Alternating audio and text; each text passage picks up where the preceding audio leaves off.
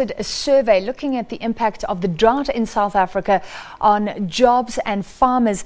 Many say they're struggling, and since January last year, saying the sector shed 31,000 jobs. The Deputy Executive Director of Agri SA, Christo van den Rheede, again with us in Pretoria. Mr. van den Rheede, I was asking you about your finding that over 50% of farmers are communicating the need to retrench. Does that mean a jobs bloodbath coming? I'm not so sure about a bloodbath, because there are other agricultural reasons that are doing quite well, and one would hope that those sectors that are doing quite well, or regions that do quite well, that they will be able to absorb those lost jobs. But in areas such as the Western Cape, where we had a severe drought in the past and where the irrigation quotas were slashed, we are seeing a smaller harvest. That means a few people, and especially fewer seasonal workers, will be employed. In your areas where there's mostly livestock and maize production, there might be quite a number of permanent workers that will lose their jobs due to the fact that there's no production on those farms, especially the western part of the Free State and bigger parts of the Northern Cape.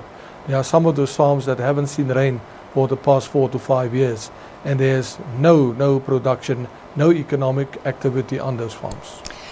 Do we know what percentage of farmers roughly have gone bankrupt over the last 3 years, say, due to drought conditions?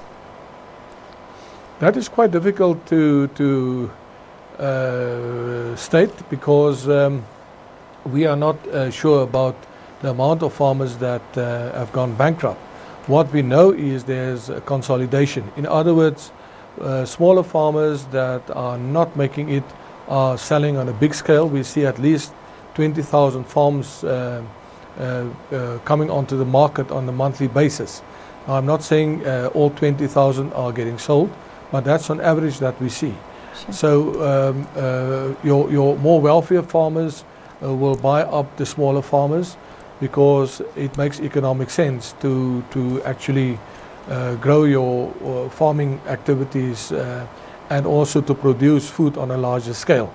And we will only see whether this drought has a major impact or whether it's led to large-scale bankruptcy at a later stage. And we need to find those figures, or get those figures from the South African Revenue Services, and we will also will be able to determine what has happened in the sector if Stats SA has concluded their own research in terms of the amount of commercial farmers that are still operating in South Africa. Then you look at farmers with livestock, 70% saying there's severe stress levels concerning water. What's the effect on prices of lamb and beef? I know you're monitoring those, and maybe chicken as well, the staple for many South Africans. Yes, our beef farmers are in quite a catch-22 situation.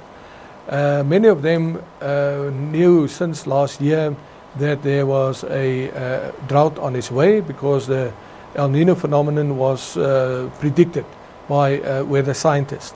So what we've seen was quite an oversupply of meat, and what has then happened, that the price lowered due to the oversupply of meat, but we've also seen an outbreak of foot and mouth in a small part of Limpopo, and that has led to an outright ban of South African meat being exported to international markets. So these farmers are facing quite a huge challenge, because on the one hand they cannot export their meat to the international markets. On the other hand, they sit with an oversupply of meat on the local market, and that has resulted in prices now getting lower and lower by the day, and it makes it then very difficult for that farmer to sustain their farming operations due to lower income and due to the fact that they cannot meet their expenses at the end of the day. You would think that's very good for poor South Africans, but ultimately we need those farmers doing well, and it's not a sustainable situation, is it?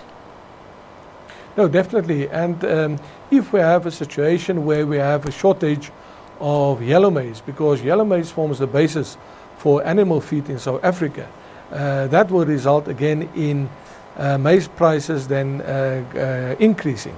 And we've already seen maize prices has increased now from 2,000 rand a ton, and I think at this point in time it sits at about 3,000 rand a ton. So on the one hand, the input cost of the farmer is on the increase, while at the same time he gets very little for the product that he produces for the market. So we are calling on the public actually to help us buy all the available meat that they can lay their hands on. But at the same time we call on our retailers and our butchers to pass on that cheaper price because our farmers need that money just to sustain themselves. All right, finally, 3 billion rand needed, that's what you say. What will happen if that's not forthcoming? Yes, it will be quite a setback for the industry. We need that money, one, to serve as a guarantee so that banks and our financial institutions perhaps can give farmers a payment holiday, or they can reduce the interest, or they can extend the period for paying back those loans. We also need that money to supply farmers with fodder for animals, and we also need that money to sustain farm workers and even farmers that have no food at this point in time. Agri SA also has its own fundraising campaign, and we hope the public will support us to get fodder and other forms of humanitarian aid to farmers and farm workers in distress. All right, and you have said that urgent talks are underway about that. Thank you very much for that update. Bleak, however, for many farmers in this country, those drought conditions not subsiding in many areas. That was Deputy Executive Director at Agri SA, Christo van den Rheede.